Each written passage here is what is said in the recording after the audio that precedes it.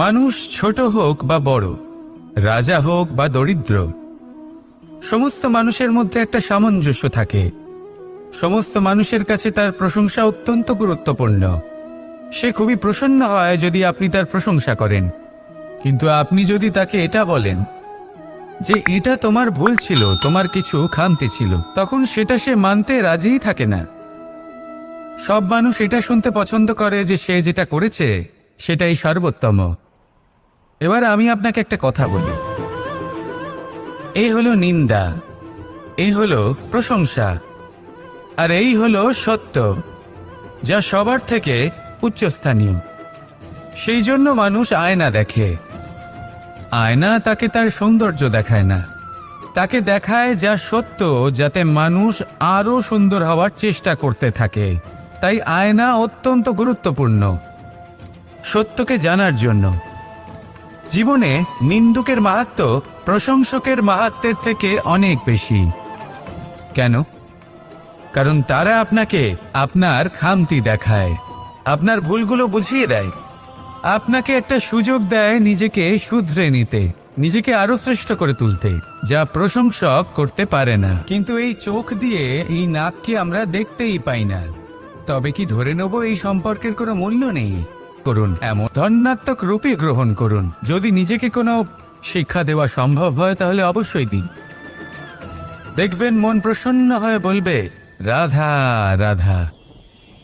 জীবনে কখনো সাফল্য আসে, আবার কখনো অসফলতা, কখনো আশা পাওয়া যায়, কখনো নিরাশা, কখনো জয় লাভ করি, আবার কখনো পরাজয়।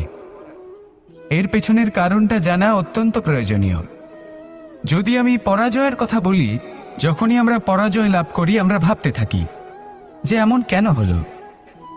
আমাদের শত্রু কি বেশি শক্তিশালী ছিল, নাকি আমাদের নীতিতে কোনো খামতি ছিল? এই সমস্ত কারণের পেছনে খুব বড় একটা কারণ থাকে, আর সেই কারণ আমাদের অন্তরে সুপ্ত থাকে। ধরে নিন একটা পথ, তাতে আপনি চলছেন। সেই পথ কাঁটায় পরিপূর্ণ, কিন্তু আপনি পাদুকা পরে রয়েছেন আর আপনি হেঁটে সামনে এগিয়ে যান। এবার এমন একটা পথ এলো যা পুষ্পে ঢাকা, আর আপনি পাদুকা পরে রয়েছেন, কিন্তু আপনার পাদুকাতে একটা পাথর আটকে গেল। তখন দু পা হাঁটাও খুব কঠিন হয়ে পড়ে। এই সংসারের যে কোনো শক্তি আপনাকে পরাস্ত করার পূর্বে আপনি জানেন কি আপনাকে পরাস্ত করতে পারে? আপনার অন্তরের দুর্বলতা, আপনার অন্তরের সেই সুপ্ত শত্রু। আর সেই জন্য ইতিবাচক মনোভাব গুরুত্বপূর্ণ হয়ে পড়ে। ভালো মানুষদের সাথে থাকুন, সৎসঙ্গে থাকুন, বন্ধুত্ব করুন, ভালোবাসুন। এই ভালোবাসা এত শক্তিশালী এক অস্ত্র যাকে ব্রহ্মাস্ত্রও পরাস্ত করতে পারে না। এই সমস্যারূপী পাথর কিছুই নয়। আসুন আমার সাথে ভালোবেসে বলুন, রাধা রাধা। মানুষের দুটো রূপ রয়েছে। এক, আমাদের এই মুখ, যা শুধুই চোখে দেখা যায়, আর দ্বিতীয় আমাদের এই মন, যা শুধুমাত্র অন্তরাত্মা দ্বারা দেখা যায়। এবার আমাদের এই মুখ, তা ঈশ্বর সকলকেই আগে থেকেই প্রদান করেছেন, কিন্তু এই মন কেমন হবে তা আমাদের জীবনের অনুভূতি এবং আমাদের জীবনের লক্ষ্য এগুলি সুনিশ্চিত করে। অর্থাৎ নেত্র দিয়ে দেখা যায় আমাদের এই মুখ, তা শুধুই এই কারণে প্রয়োজন যাতে সংসার আমাদের দেখতে পায়, আমাদের চিনতে পারে। কিন্তু যদি এই সংসারে আপনি প্রকৃত অর্থে মান সম্মান লাভ করতে চান, তাহলে নিজের অন্তরাত্মাকে আপনাকে বিকশিত করতেই হবে। দেখুন, কথায় আছে এই যে অসুর, তা শারীরিকভাবে উপস্থিত নয়, তা মনের মধ্যে থাকে। যদি এই মন থেকে অসুরকে বের করে দেওয়া যায়, তাহলে শরীরে তা উপস্থিত থাকবেই না। তাই মনকে শুদ্ধ করুন আর আমার সাথে ভালোবেসে বলুন, রাধা রাধা। মানুষ যখনই একে অপরের সামনে নিজেদের হৃদয়ের ভাবনা প্রকাশ করে, তখন এক অত্যন্ত প্রভাবশালী মাধ্যম তারা ব্যবহার করে, যাকে ভাষা বলা হয়। এবার আমি দেখেছি যে একজন মানুষ অনেকগুলো ভাষাতেই নিপুণ। আমি এটাও দেখেছি যে মানুষ অনেকগুলো ভাষায় কথা বলে, কখনো কখনো অনেক ভাষা মিলিত করে তার প্রয়োগ করে, উচিত প্রকারে তাকে ব্যবহার করে না, না সেটাকে সম্মান করে, আর না ভাষাকে শুদ্ধ রাখে। আর এটা হলো অনুচিত। যদি ভাষাকে শুদ্ধ রাখেন তাহলে ভাষা আপনার চরিত্রকে শুদ্ধ রাখবে, তা আপনার একাগ্রতা বাড়িয়ে তুলবে। এই প্রত্যেক ধ্বনিকে অনুভব করে যদি আপনি শব্দের উচ্চারণ করেন, ভাষাকে প্রয়োগ করেন, তাহলে আপনিও আনন্দ পাবেন, আর যিনি শুনছেন সেই ব্যক্তির কানেও মধুর শব্দ বাজবে। তাই মনে রাখবেন, যে ব্যক্তি ভাষার পবিত্রতাকে সম্মান করে তাকে সংসারও সম্মান করে। ভাষাকে শুদ্ধ এবং পবিত্র রাখুন, তাহলে ভাষা আপনার চরিত্রকেও শুদ্ধ এবং পবিত্র রাখবে। আর এই মন সুপ্রসন্ন হয়ে বলবে, রাধা রাধা। এ হলো রামায়ণের সময়কালের কথা। সেতু নির্মাণ করার কাজ চলছিল। সমস্ত বানর সেনা এই কাজে নিযুক্ত হয়েছিলেন। বড় বড় পাথর তুলে নিয়ে এই বানর সেনা সমুদ্রে ফেলছিলেন। এই কাজ চলছিল। এমন সময় ছোট্ট একটা কাঠবিড়ালি এলো। ছোট ছোট মাটির ডেলা হাতে নিয়ে সাগরের কাছে যাচ্ছিল আর বড় বড় পাথরের পাশে রেখে দিচ্ছিল, যথাসম্ভব সেখানে রেখে আসছিল। সারা দিন ধরে সে এই পরিশ্রম করেই যাচ্ছিল। এবার শ্রীরাম তার এই কাজ দেখতে পেলেন। সেই ছোট্ট কাঠবিড়ালিটিকে নিজের হাতে তুলে নিলেন এবং অত্যন্ত ভালোবেসে তার পিঠে হাত বুলিয়ে দিলেন।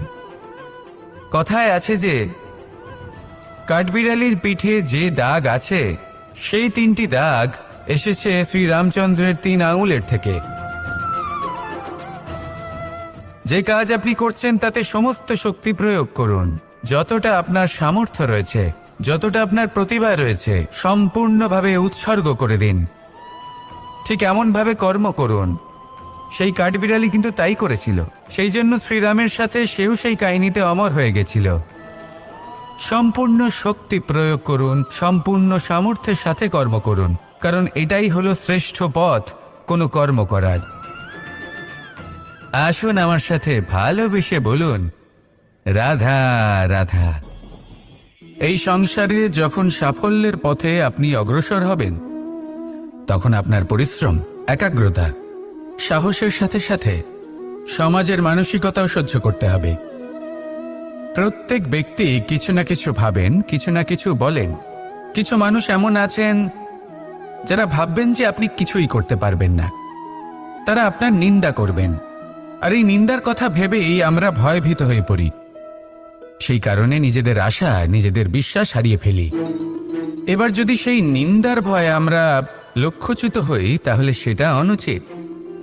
সেই জন্য জীবনে শুধু পরিশ্রম করতে থাকুন, সামনে এগোতে থাকুন। যেই দিন আপনি আপনার লক্ষ্য লাভ করবেন, সেই প্রত্যেক ব্যক্তি যারা নিন্দা করছিলেন তাদের দৃষ্টি আপনা থেকেই পাল্টে যাবে, ঠিক কিনা?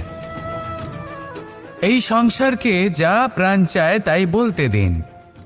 যদি আপনি কারোর কথা শুনতে চান, তাহলে নিজের অন্তরের কথা শুনুন। সেটাই আপনাকে উচিত পথে নিয়ে যাবে। সামনে অগ্রসর হতে থাকুন, পরিশ্রম করুন। এমন একটা দিন আসবে যেদিন এই নিন্দুক ব্যক্তিরা আপনার লক্ষ্যপ্রাপ্তির উদাহরণ সবাইকে দেবে। আসুন আমার সাথে ভালোবেসে বলুন, রাধা রাধা। মানুষ সুখী জীবনযাপনের প্রতি এতটাই অভ্যস্ত হয়ে পড়ে যে একটা ছোট্ট সমস্যা এলেই সে সবার থেকে সাহায্য চাইতে শুরু করে দেয়। সে সাহায্য লাভও করে এবং সেই সংকট থেকে সে বেরিয়েও আসে। কিন্তু এই সাহায্য কিছু মুহূর্তের, আর কিছু মুহূর্তের হলো এই দুঃখ। এই 2 মুহূর্তের সাহায্যের জন্য আজীবন আপনি তার কাছে ঋণী হয়ে থাকেন। আর মানবিকতার খাতিরে আপনার মনে কৃতজ্ঞতা জেগে ওঠে। আর সেই কৃতজ্ঞতা বোধ হলো যে আপনি কখনো সেই ব্যক্তিকে ছাপিয়ে যেতেই পারবেন না। সেই জন্য জীবনে সবসময় চেষ্টা করবেন নিজেকে প্রস্তুত রাখতে সেই সব সমস্যার জন্য, সেই সব বাধার জন্য যেগুলো আপনার জীবনে আসতে পারে। ততক্ষণ সাহায্য চাইবেন না যতক্ষণ না অন্য কোনো পথ না থাকছে। সাহায্য চাওয়া অনুচিত নয়, কিন্তু সাহায্য চাইলে এবং সাহায্য পেলে আপনি আজীবন কৃতজ্ঞ এবং ঋণী হয়ে থাকবেন। আর তারপর একদিন আপনি পরিবর্তন দেখতে পাবেন। যে কিভাবে আপনি ছোট ছোট সমস্যার জন্য সাহায্য না চেয়ে বড় বড় সমস্যার সম্মুখীন হতে প্রস্তুত হয়ে গেছেন। এটাই হলো সংসারের নীতি। এটাই পালন করুন আর আমার সাথে ভালোবেসে বলুন, রাধা রাধা। এমন অনেক মানুষ আছেন যারা আমাকে ভগবানের পরিভাষা জানতে চান, যে ভগবান আসলে কি, তিনি কেমন। এবার দেখুন, ভগবান হোক বা আপনার স্বপ্ন হোক বা আপনার লক্ষ্য হোক না কেন, সেই লক্ষ্য তখনই পূর্ণ হয়, তখনই তাকে লাভ করা সম্ভব যখন আপনার দৃষ্টিভঙ্গি মঙ্গলময় হয়, যখন আপনি নিজে মনে করবেন যে আমি যেটা পেতে চাইছি তা শুভ। উদাহরণস্বরূপ, কোনো পাখিকে দেখুন, সে গাছের ডালে বসে এবং সেখানেই বিশ্রাম করে, কিন্তু পড়ে না। কেন? কারণ ওর বিশ্বাস যে যে শাখার উপরে ও বসে আছে সেটাই হলো ওর বাসস্থান। যদি আপনি বিশ্বাস করেন তাহলে আপনি পাথরের মধ্যেও ভগবান দর্শন করতে পারবেন, আর যদি বিশ্বাস না থাকে তাহলে তাই বিশ্বাস করতে শিখুন। এই বিশ্বাসের আধারেই আপনি সেই সব কিছু পাবেন যা আপনি পেতে চাইছেন। আসুন আমার সাথে ভালোবেসে বলুন, রাধা রাধা। গুরু, যিনি পথ দেখান, আমাদের জীবনে অত্যন্ত গুরুত্বপূর্ণ, অত্যন্ত আবশ্যক। কিন্তু কিছু মানুষ মনে করেন যে গুরুর কোনো প্রয়োজন নেই, কারণ এই সমগ্র জ্ঞান মানুষের অন্তরেই নিহিত রয়েছে। এবার প্রশ্ন এটাই, যদি সমস্ত জ্ঞান মানুষের অন্তরে নিহিত থাকে তাহলে গুরুর কি প্রয়োজন? আর যারা আজ পর্যন্ত গুরুকে মেনে এসেছেন তারা কি অনুচিত করেছেন? এর উত্তর আমি আপনাকে দেব একটা উদাহরণ দ্বারা। একটা কাঠ যা জ্বলনশীল, জ্বলনের ঊর্জা তার অন্তরে নিহিত রয়েছে, কিন্তু তার জ্বলনের জন্য বাইরে থেকে একটা অনুঘটকের প্রয়োজন হয়। এই অনুঘটকই হলেন আপনার গুরু। উত্তাপ যা একটা কাঠকে জ্বালাতে পারে, সেই উত্তাপ হলো গুরুর প্রচেষ্টা। যদি সেই গুরুই না থাকে, তার প্রচেষ্টাই না থাকে, তাহলে সেই সমস্ত জ্ঞান যা মানুষের অন্তরে নিহিত তা ব্যর্থ হয়ে যাবে। যদি আপনার সাথে আপনার গুরু থাকেন, আপনার পথ প্রদর্শন করেন, আপনার অন্তরের জ্ঞানকে বাইরে নিয়ে আসতে পারেন, তাহলে তাকে সম্মান করুন আর আমার সাথে ভালোবেসে বলুন, রাধা রাধা। असतो मा सद्गमय, तमसो मा ज्योतिर्गमय, মৃত্যুর্মা মৃতঙ্গময়। জ্ঞান সেটাই যা অসত্য থেকে সত্যের পথে চালিত করে। প্রকাশ সেটাই যা অন্ধকার থেকে আলোর পথে নিয়ে আসে। জীবন সেটাই যা মৃত্যু থেকে অমরত্বের পথে নিয়ে যায়। এবার এই তিনটে, জ্ঞান, জীবন এবং প্রকাশ, একই রকম। শূন্য থেকে এর উৎপত্তি হয় এবং আস্তে আস্তে আপনার জীবনে বিস্তার লাভ করে। এবার আমরা এটাই ভাবি যে কেমন করে এই তিনটিকে আগলে রাখা যায়। এর উত্তর হলো, এদের আগলে রাখার প্রয়োজনই নেই, ভাগ করে দিতে হবে। কোনো বৃক্ষকেই দেখে নিন, একটি বৃক্ষ অনেক বছর ধরে বেঁচে থাকে। কেন? কারণ সে ভাগ করে দিতে জানে। সে নিজের বীজ ছড়িয়ে দেয়, এই ধরিত্রীতে দেয়, সেই বীজ যা অঙ্কুরিত হয়ে এক নতুন বৃক্ষকে জন্ম দেয়। শুধু ছড়িয়ে দিয়ে একটি বৃক্ষ জীবন দান করতে পারে। যদি কোনো ব্যক্তি জ্ঞান ছড়াতে শিখে যান, যদি প্রকাশ, আলোর কিরণ ছড়িয়ে দিতে শিখে যায়, কোনো ব্যক্তি তার জীবনের সুখ ছড়িয়ে দিতে শিখে যান, তাহলে তিনি মৃত্যুর পরও মৃত হন না। এই ভাগ করে দেওয়ার সুখটাই কিছুটা আলাদা। এই সুখ অনুভব করুন আর আমার সাথে ভালোবেসে বলুন, রাধা রাধা। আপনি কখনো কোনো সরোবরের দিকে তাকান, যার জল হলো শান্ত, স্থির। আপনি স্পষ্ট দেখতে পাবেন সেই সরোবরের তলদেশে কি রয়েছে। তাতে সাঁতরে বেড়াচ্ছে সুন্দর মাছ, চকচকে কিছু পাথর, স্বর্ণরূপী বালি, সবই আপনি দেখতে পাবেন। কিন্তু যখনই আপনি একটা ছোট্ট পাথর তুলে সেই জলে ছুঁড়ে ফেলবেন, তখন সেই জল বিচলিত হবে আর সেই স্পষ্টতা ন্যূনতম হয়ে যাবে। তারপর কিছুই স্পষ্টভাবে দেখা যাবে না। এই ঘটনা মানুষের সাথেও ঘটে। মানুষ যদি বিচলিত হয়ে পড়ে, তখন সে বুঝতে পারে না যে বর্তমানে কি হয়ে চলেছে আর ভবিষ্যতে কি করা উচিত। কিন্তু সেই মানুষ যদি শান্ত থাকেন, স্থির থাকেন, ধন্যাত্মক থাকেন, তাহলে নিশ্চিত রূপেই বুঝতে পারবেন যে বর্তমানে কি করতে হবে আর ভবিষ্যতে কি করতে হবে। তাই নিজের মধ্যে সেই স্থিরতা আনুন, সেই ধৈর্য ধরুন, নিজেকে শান্ত রাখুন আর সবার মধ্যে ভালোবাসা ছড়িয়ে দিন। এই মন প্রসন্ন হয়ে বলবে, রাধা রাধা। সম্পর্ক এ হলো এক বন্ধন যা আমাদের এক সূত্রে বেঁধে রাখে। কিন্তু এমন কিছু ব্যক্তি থাকেন যারা এই সম্পর্কের বিষয়ে নিজস্ব একটা ধারণা করে ফেলেন যে সম্পর্ক এরকম হওয়া উচিত, সম্পর্ক সেরকম হওয়া উচিত। আমি এই সম্পর্কের জন্য কত কিছু করেছি এই ব্যাখ্যা করতে থাকেন আর তার বদলে অনেক কিছু প্রত্যাশাও করেন। কিন্তু সত্য হলো এটাই যে সব সম্পর্ক একরকমের হয় না, কিন্তু প্রত্যেক সম্পর্কের একটা বিশেষত্ব থাকে। যেমন চোখ আর নাকের এই সম্পর্ককেই দেখুন। চোখের সব থেকে কাছে কে আছে? নাক আছে। কিন্তু এই চোখ দিয়ে এই নাককে আমরা দেখতেই পাই না। তবে কি ধরে নেব এই সম্পর্কের কোনো মূল্য নেই? এমনও নয়। ঠিক এইভাবে যদি কোনো ব্যক্তি তার আবেগ আপনার কাছে ব্যক্ত করতে না পারে বা প্রকট করতে না পারেন বা আপনাকে বোঝাতে না পারে, তাহলে তার মানে এটা নয় যে তার সাথে আপনার সম্পর্কের তিক্ততা রয়েছে। এমনটা কখনোই নয়।